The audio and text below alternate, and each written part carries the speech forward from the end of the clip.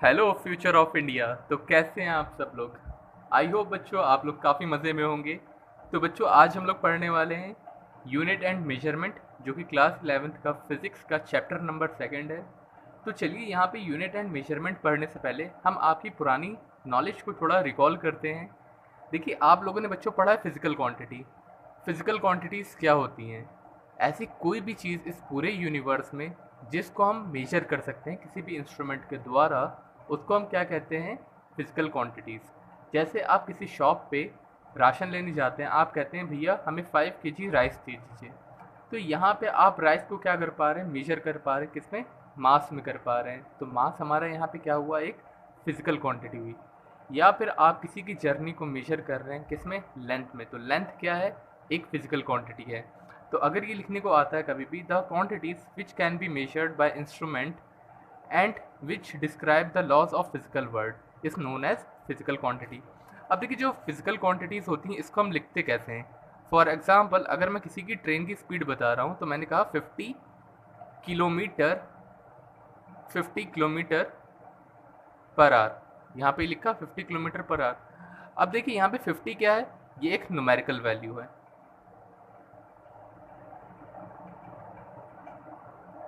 और ये क्या है? आपकी एक यूनिट है। तो हम कोई भी फिजिकल क्वांटिटी है, जैसे आप राशन की दुकान पे गए, आपने क्या कहा? 5 kg। तो वहाँ 5 क्या होगा? न्यूमेरिकल वैल्यू, और kg क्या है? यूनिट है। तो फिजिकल क्वांटिटीज़ को लिखते कैसे हैं? इसका जो फॉर्मूला बन जाएगा बच्चों यहाँ पे n इंटू यू। एन जो होता है इसकी न्यूमेरिकल वैल्यू। जैसे यहाँ पे ये जो 50 है इसको हम क्या कर रहे हैं? n से नोट करेंगे, और यूनिट को हम क्या करेंगे? u से नोट करेंगे। तो ये हमारी फिजिकल क्वांटिटीज़ हो गई। जैसे हम कंपेयर, जो यूनिट होता है ये क्या होता है? कंपैरिजन के लिए होता है ना। जैसे हमने कहा एक एलिफेंट का weight, the weight of one elephant is equals to 150 weight of goat. ठीक है, मतलब यहाँ पे एक हाथी का जो वज़न है वो 150 बकरियों के बराबर है। तो यहाँ पे जो हाथी और बकरी हैं ये किस लिए हैं? ये कंपेयर करने के लिए। ये तो क्या हो गया? इसका न्यूमेरिकल वैल्यू हो जाएगी। और यहाँ जो गोड आपको बता रहा है ये यूनिट, मतलब आप किससे कंपेयर कर रहे हैं। तो यूनिट जो होता है हमेशा कंपैरिजन के लिए होता है। और जो न्यूमेरिकल वैल्यू होती है ये बताती है नंबर ऑफ टाइम्स वो कितना ज़्यादा है या उससे कम है वहाँ पर। अब बात करते हैं यहाँ पे टाइप ऑफ फिजिकल क्वांटिटीज़ की। तो फिजिकल क्वांटिटीज़ बच्चों हमारी 3 टाइप की होती हैं: fundamental physical quantity, drive physical quantity और सप्लीमेंट्री फिजिकल क्वांटिटी। अब बात करते हैं यहाँ पे फंडामेंटल फिजिकल क्वांटिटीज़ की। तो ये जो होती हैं बच्चों ये 7th टाइप की होती हैं फिजिकल क्वांटिटीज़, जो फंडामेंटल होती हैं। अब जो फंडामेंटल फिजिकल क्वांटिटीज़ हैं ये किसी भी क्वांटिटीज़ पे डिपेंड नहीं करती हैं। ये अपने जैसे हैं वैसे हैं। यहाँ पे ये कौन कौन सी होती हैं? चलिए इनको लिखते हैं। पहले होती है बच्चों हमारी लेंथ। इसकी जो एसआई यूनिट होगी वो हम लेंगे इसको मीटर में। सेकंड, मास। मास को हम मेजर करेंगे बच्चों केजी में। थर्ड आ गई टाइम। टाइम की एसआई यूनिट आ जाएगी सेकंड। फिर होती है करंट।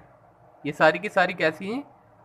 फंडामेंटल फिजिकल क्वांटिटीज़ में इनको रखा गया है। एम्पियर, करंट की एसआई यूनिट एम्पियर।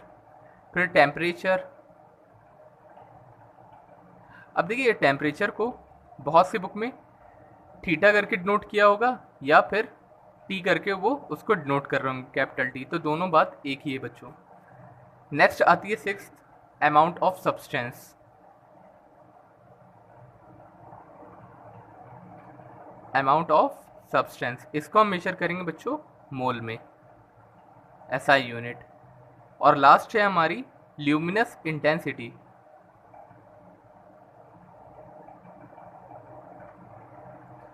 बच्चों ल्यूमिनस इंटेंसिटी को जो मेजर करते हैं हम लोग ये करते हैं कैंडेला में। इसका जो सिंबल होगा ये सी डी हो जाएगा। मोल का सिंबल जो होगा MOL। यहाँ पे हमने टेम्परेचर की, आपको टेम्परेचर का सिंबल बताया थीटा और टी। इसकी जो यूनिट होगी वो हो जाएगी केल्विन। तो आप लोग जल्दी से इसको नोट कर लीजिए यहाँ पे। अब बढ़ते हैं ड्राइव फिजिकल क्वांटिटीज़। अब देखिए जैसा आपको समझ में आ रहा है कि कैसी है ड्राइव है, मतलब ये किसी की हेल्प से बन रही है। ड्राइव का मतलब क्या होता है? हम किसी की हेल्प से उसको ड्राइव कर रहे हैं वहाँ पे। तो इसका यूज़ होता है फिजिकल क्वांटिटीज़ का। हम फिजिकल क्वांटिटीज़ का यूज़ करके ड्राइव फिजिकल क्वांटिटीज़ को बनाते हैं। जैसे बात करें अगर हम एरिया की, तो एरिया क्या होता है बच्चों? एरिया का फॉर्मूला होता है मीटर स्क्वायर। तो हमने यहाँ पे किसका यूज़ करा? फंडामेंटल फिजिकल क्वांटिटीज़ का लेंथ का यूज़ करा, तब जा करके इसकी यूनिट ड्राइव हुई। ऐसे ही अगर हम बात करें वॉल्यूम, तो वॉल्यूम हो जाएगा हमारा मीटर क्यूब। वेलोसिटी की बात करें तो डिस्प्लेसमेंट अपॉन टाइम, तो डिस्प्लेसमेंट को हम लेंथ में मेजर करते हैं, तो लेंथ की यूनिट मीटर और टाइम आ गया हमारा सेकंड आ गया। बात करते हैं अब सप्लीमेंट्री फिजिकल क्वांटिटीज़ की। ठीक है, जो सप्लीमेंट्री फिजिकल क्वांटिटीज़ होती हैं ये दो तरीके की होती हैं। पहली होती है प्लेन एंगल, दूसरा होता है सॉलिड एंगल। प्लेन एंगल को हम एंगल भी कह सकते हैं, इसकी जो यूनिट होती है ये रेडियन होती है। जैसे कि हमारा थीटा बन रहा है यहाँ पे, ये हमारा एंगल हो गया। अब आप लोगों ने क्लास 10th में एक फॉर्मूला पढ़ा होगा, theta is equals to arc upon radius, arc upon radius, तो आप इसको लिख सकते हैं। अब जो सॉलिड एंगल होता है इसकी एसआई यूनिट होती है बच्चों स्टी रेडियन। इसकी एसआई यूनिट क्या है? स्टी रेडियन, इसको आप नोट करेंगे एस टी से। इसका जो फॉर्मूला हो जाएगा theta is equals to A upon R square, area upon R square हो गया यहाँ पे, जिसको हम क्या लिख सकते हैं in short D A upon R square भी लिख सकते हैं। और एसआई यूनिट याद रखिएगा, एमसीक्यूज वगैरह में पूछ सकते हैं, इसकी एसआई यूनिट होती है स्टी रेडियन।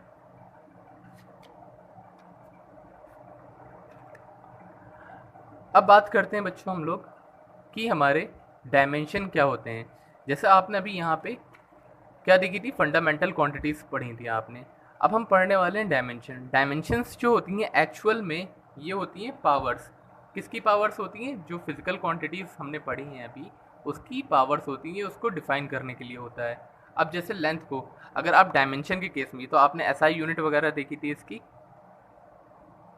अगर हम डायमेंशन के केस में देखेंगे इन सब चीज़ों को, तो हमें बस क्या करना है, हमें इनके आगे के सिंबल लेने हैं। जैसे लेंथ को आप एल लिख दिया, मास को आपने क्या करा, कैपिटल एम से ले लिया, टाइम को आपने कैपिटल टी से नोट कर दिया, करंट को आपने एम्पियर ए से नोट कर दिया, टेम्परेचर को आप, अब देखिए आपने टाइम को यहाँ पे कैपिटल टी ले रखा है, तो टेम्परेचर को आपको क्या लेना पड़ेगा, टेम्परेचर को आपको थीटा लेना पड़ेगा। मोल को आपने MOL लेना है और कैंडेला को CD लेना है। किसके लिए? डायमेंशंस को डिफाइन करने के लिए।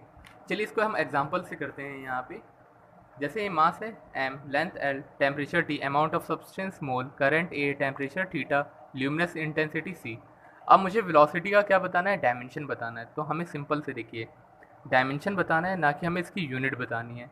डायमेंशन क्या होते हैं अभी बताऊँगा मैं आपको और क्लियर। तो डिस्प्लेसमेंट, अब हमें यहाँ पे डिस्प्लेसमेंट की देखिए यूनिट नहीं लिखनी है। वैसे आप क्या करते थे, डिस्प्लेसमेंट की सीधे यूनिट लिख देते थे। क्या होती थी डिस्प्लेसमेंट की यूनिट? मीटर। अब हम मीटर ना लिख करके हम किस में मेजर करते हैं इसको, वो लिखना है, तो हमने लेंथ में लिख दिया। अपॉन टाइम, टाइम को किस में मेजर करते हैं वो नहीं लिखना हमें, सिर्फ हमें क्या लेना है, इसका सिंबल लेना है। तो लेंथ अपॉन टाइम, तो टाइम का सिंबल देखिए क्या होता है यहाँ पे, एल अपॉन टी लिख सकते हैं हम। एल अपॉन टी, इसको हम क्या लिख सकते हैं, टी ऊपर आ जाएगा हमारा ये, तो टी माइनस वन और एल की पावर वन आ गई। अब देखिए इसके स्टैंडर्ड फॉर्म जो होता है ये MLT करके लिखे जाते हैं। डायमेंशन हमेशा MLT के फॉर्म में लिखा जाएगा, ये इस तरीके से MLT। अब यहाँ पे मेरे पास m का कोई टर्म है नहीं, तो मैंने क्या करा, स्टैंडर्ड फॉर्म में तो m लिखा, साथ के साथ इसकी पावर क्या लगा दी, 0। अब देखिए बच्चों जो ये पावर है 0, 1, -1, ये क्या है, इसके डायमेंशन है। ये क्या बता रहे हैं, ये फिजिकल क्वांटिटीज़ हमारी कौन सी कितने फॉर्म में प्रेजेंट है वहाँ पे। जैसे लेंथ हमारी 1 है, टाइम हमारा क्या है, ये भी हमारा पर सेकंड में 1 टाइम अवेलेबल है, तो ये सब हमारी क्या हुई, डायमेंशन हो गई। मोमेंटम होता है मास इनटू वेलोसिटी, तो इसका भी अब हम डायमेंशन निकाल सकते हैं। मास का हमने m ले लेना है, वेलोसिटी अभी आपने निकाला है LT माइनस 1। फिर से सुन लीजिए, आपको यहाँ पर इसकी यूनिट नहीं लिखनी है। जो मास का सिंबल हो गया m, वेलोसिटी जो हमने निकाली जैसे डिस्प्लेसमेंट अपॉन टाइम, तो हमें सबके सिंबल लेने हैं, मास का, लेंथ का, टाइम का, टेम्परेचर का, एम्पियर का, सबका बदला लेगा तेरा फैजल। खैर फैजल वाला लाइन कट करिएगा। तो यहाँ पे सबके हमें सिंबल लेने हैं, यहाँ पे किस किस के, mass, length, temperature, time, current, luminous intensity और अमाउंट ऑफ सब्सटेंस, सबके हमें यहाँ पे क्या लेने हैं, सिंबल लेने हैं। किसी की भी यूनिट नहीं लीजिएगा आप। Acceleration delta we upon delta T, तो आपको अब समझ में आ गया, हमें इसके क्या करने हैं, बस सिंबल्स लेने हैं। अब देखिए जो मैं आपको क्वेश्चंस कराने जा रहा हूँ, आप लोग इसको एज इट इज़ उतार लीजिएगा यहाँ पे। तो एक्सीलरेशन आप लोग ड्राइव करके देखिएगा, सिंपल सा होता है, ये हो जाएगा हमारा ML/T-2। फोर्स होता है मास इंटू एक्सीलरेशन, मास का आपने क्या करा, m करा, एक्सीलरेशन LT-2 था, LT-2। अब देखिए कुछ आपको डायमेंशंस याद कर लेंगे तो ज़्यादा अच्छी बात होगी, क्योंकि आपको मेहनत कम करनी पड़ेगी फिर। तो आप मेरे ख्याल से फोर्स का डायमेंशन याद कर लीजिएगा, क्या होता है mL/T-2। अब देखिए जैसे प्रेशर है, अगर आपको यहाँ पे फोर्स का याद है तो आप डायरेक्टली फोर्स का डायमेंशन पुट कर दीजिए, नहीं याद है तो आपको पहले फोर्स का ड्राइव करना पड़ेगा, उसके बाद आप यहाँ पे उसका डायमेंशन पुट करेंगे, जो कि टाइम लग जाएगा आपको। इससे अच्छा आप याद कर लीजिए एक बार। तो प्रेशर होता है फोर्स अपॉन एरिया, फोर्स का हो गया mL/T-2/L²। तो L ऊपर गया हमारा, तो यहाँ पे ऊपर जब जाएगा तो -2, और यहाँ पे पावर 1 है तो ये क्या हो जाएगा -1 हो जाएगा। सिंपल सा है, आप लोग बड़े हो चुके हो, अब कर लोगे। वर्क का डायमेंशन होता है, वर्क का फॉर्मूला क्या होता है, फोर्स इंटू डिस्प्लेसमेंट होता है, साथ के साथ कॉस थीटा। अभी कॉस थीटा मैंने क्यों लिखा है यहाँ पे, आप लोगों ने पढ़ा है कि हम फोर्स उस डायरेक्शन का लेते हैं जिस डायरेक्शन में डिस्प्लेसमेंट हो रहा होगा। देखिए थीटा हमने यहाँ पे लिया है, अभी मैं आपको आगे बताऊंगा जो हमारे थीटा वाले टर्म होते हैं इनकी यूनिट तो होती है, जैसे आपने पीछे पढ़ा था एंगल्स, तो ये क्या हमारा थीटा है, एंगल की यूनिट तो होती है लेकिन इसके कोई डायमेंशन नहीं होता है। मैं आगे इसको डिफाइन करूँगा पूरा। तो वर्क का जो आपका आ जाएगा यहाँ पे फोर्स इंटू डिस्प्लेसमेंट, फोर्स का डायमेंशन और डिस्प्लेसमेंट का डायमेंशन एल करेंगे इसको तो mL²T-2। एनर्जी का जो हमारा वर्क का डायमेंशन होता है वही एनर्जी का होगा। इसके पीछे का रीज़न क्या, देखिए जिन दो क्वांटिटी की यूनिट सेम होगी उनका डायमेंशन भी सेम होगा, ठीक है। अब जैसे वर्क और एनर्जी की दोनों की एसआई यूनिट क्या होती है, जूल होती है, तो इन दोनों का जो डायमेंशन होगा वो भी सेम होगा। बात करते हैं मोमेंट ऑफ इनर्शिया, ये होता है I=mr² या फिर md²। तो इसका डायमेंशन हो गया mL²T0। आपको फॉर्मूला याद होना चाहिए तभी आप डायमेंशन निकाल पाएंगे। अब जो मैं आपको क्वेश्चन कराने जा रहा हूँ ये आपके कॉम्पिटिशन नीट वगैरह, MU BTech, Jamia BTech, BSc में बहुत आते हैं। जैसे सरफेस टेंशन, टेंशन का फॉर्मूला फोर्स अपॉन लेंथ, यहाँ पे निकाला हमने, ये आ गया mt-2। लेंथ का कोई कंपोनेंट बचा नहीं था, एल हमारा कैंसिल आउट हो गया था तो इसलिए L0 आ गया। अब ये ऐसे टॉर्क हम निकाल लेंगे, ये हो जाएगा फोर्स इंटू परपेंडिकुलर डिस्टेंस होता है टॉर्क का, तो ये आ गया mL²T-2। स्ट्रेस जो हो गया फोर्स अपॉन एरिया, सॉल्व करेंगे m1L-1T-2। देखिए थोड़ा आपको पेन चलाने की ज़रूरत है, बहुत ईजी टॉपिक है, आराम से करेंगे, मज़े से हो जाएगा। स्ट्रेन होता है ΔL/L। आप लोग जब आगे चैप्टर 9 पढ़ेंगे तो वहाँ पे एक टर्म आएगा स्ट्रेस और स्ट्रेन। तो स्ट्रेन होता है change in length upon original length होता है। तो ये हो गया हमारा L से L ख़त्म बाई लेंथ, और लेंथ को हम कंपेयर कर रहे हैं तो L से L ख़त्म L0। स्ट्रेन का कोई भी डायमेंशन नहीं होता है, ये डायमेंशन लेस क्वांटिटी होती है। देखिए M भी 0 है, L भी 0 और T भी 0, तो ये कैसी हुई डायमेंशन लेस क्वांटिटी। जैसे रिफ्रैक्टिव इंडेक्स आपने क्लास 10 में पढ़ा था, तो ये क्या होता था, V1/V2 होता था, मतलब दो वेलोसिटी होती थी। जैसे आप रिफ्रैक्टिव इंडेक्स ऑफ ग्लास बता रहे हैं तो आप क्या लेंगे, velocity of glass upon velocity of air लेंगे यहाँ पे। तो यहाँ पे आ गया M0, L0 और T0 आ गया, ठीक है। क्या लेते थे, जैसे रिफ्रैक्टिव इंडेक्स ऑफ ग्लास बता रहे हैं तो क्या लेते थे, velocity of air upon velocity of glass लेते थे आप लोग। तो वेलोसिटी तो है तो उनकी दोनों की यूनिट सेम रहेगी। अगर यूनिट सेम है, देखिए आप कभी भी सेम क्वांटिटी का अगर रेशियो लेंगे तो ना तो उसकी यूनिट होगी ना उसका डायमेंशन होगा। इस बात को आप लोग दिमाग में गार्ड बांध लीजिएगा। जब भी हम दो सेम क्वांटिटी का क्या करते हैं, रेशियो के फॉर्म में लिखते हैं, तो ना तो उसकी कोई यूनिट होती है ना उसका कोई डायमेंशन होता है। फॉर एग्जांपल जैसे आप यहाँ पे दो लड़कों का वेट कंपेयर कर रहे हैं, एक का वेट है 50 kg और दूसरे का वेट है 70 kg। तो देखिए kg से kg ख़त्म। अब जब kg से kg ख़त्म हो गया है तो यहाँ पे क्या बचा, नो यूनिट बचेगी, कोई भी यूनिट नहीं आएगी, इसकी यूनिट नहीं है। अब आप इसको अगर डायमेंशन के फॉर्म में लिखेंगे तो m, जैसे डायमेंशन लिख रहे हैं अपना 50/70, m और m लिखा तो m से m ख़त्म, डायमेंशन भी नहीं होगा ना यूनिट होगी। तो आप ऐसे लिख लीजिएगा, a quantity which has no unit then also it has no dimension. मतलब जिस क्वांटिटी का कोई यूनिट नहीं होगी उसका कोई डायमेंशन भी नहीं होगा। लेकिन इसका वाइस वर्सा ट्रू नहीं है, क्योंकि हमने एंगल पढ़ा था, एंगल का क्या यूनिट होती है, क्या, रेडियन, बट उसका कोई डायमेंशन नहीं होता है, वो डायमेंशन लेस क्वांटिटी है। अब ये कुछ बोल्ट्जमैन कांस्टेंट वगैरह हैं, PV=KT, डायमेंशन हो जाएगा इसका mL²T-2 θ-1। तो ये आप इनको प्रैक्टिस करिएगा, याद करने की ज़रूरत है। आगे प्लैंक कांस्टेंट, ये सब आपके नीट वगैरह की पर्पज़ से बहुत इंपॉर्टेंट क्वेश्चन है। प्लैंक कांस्टेंट एनर्जी होता है, E=hf होता है, ठीक है। h जो होता है इसमें प्लैंक कांस्टेंट होता है बच्चों। देखिए फार्मूलाज आप लोग अभी क्लास 11th में आए ना तो आपको नया लग रहे होंगे, लेकिन आगे आप लोग जब पढ़ेंगे तो आप लोगों को रियलाइज़ होगा कि फार्मूलाज बहुत ईजी हैं, कहाँ से आ रहे हैं। तो आप मेरी बात मानिए, अभी इनको एज इट इज़ लिख लीजिए। तो प्लैंक कांस्टेंट E/F हो गया हमारा यहाँ पे।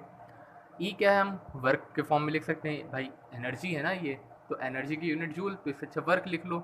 अब वर्क हम निकाल सकते हैं यहाँ पे, अगर आप एनर्जी की फॉर सपोज डायमेंशन भूल चुके हैं तो आप वर्क का डायमेंशन निकाल लो। वर्क क्या होता है, फोर्स इनटू डिस्प्लेसमेंट। तो यहाँ पे जो हमारा प्लैंक कांस्टेंट आ जाएगा, ये आ जाएगा M L square T minus one. Gravitational constant F equal to G M one M two upon D square. यहाँ पे इसको हम सॉल्व करेंगे। देखिए ग्रेविटेशनल कांस्टेंट कि हम सबसे पहले क्या करेंगे, डायमेंशन निकालना है, तो हम इसको लिख सकते हैं G equals to F D square upon M one M two. Solve करना है इसको, फोर्स की unit M L T minus two, D square L square आ गया, और मास मास क्या हो जाएगा एम स्क्वायर, ये ऊपर आया तो एम माइनस टू। सॉल्व करेंगे तो एम माइनस टू और एम, यहाँ पे बचेगा एम माइनस वन, और L square L cube T minus to. तो ये हमारी क्या आ गई, जी की वैल्यू आ गई। तो बच्चों आज का लेक्चर हम लोग यहीं करते हैं एंड आई होप आप लोगों को पसंद आया होगा। ज़्यादा से ज़्यादा इसको अपने दोस्तों में शेयर करिएगा, चैनल को सब्सक्राइब, वीडियो को लाइक करना मत भूलिएगा। मिलते हैं नेक्स्ट वीडियो में, तब तक के लिए पढ़ाई करते रहिए।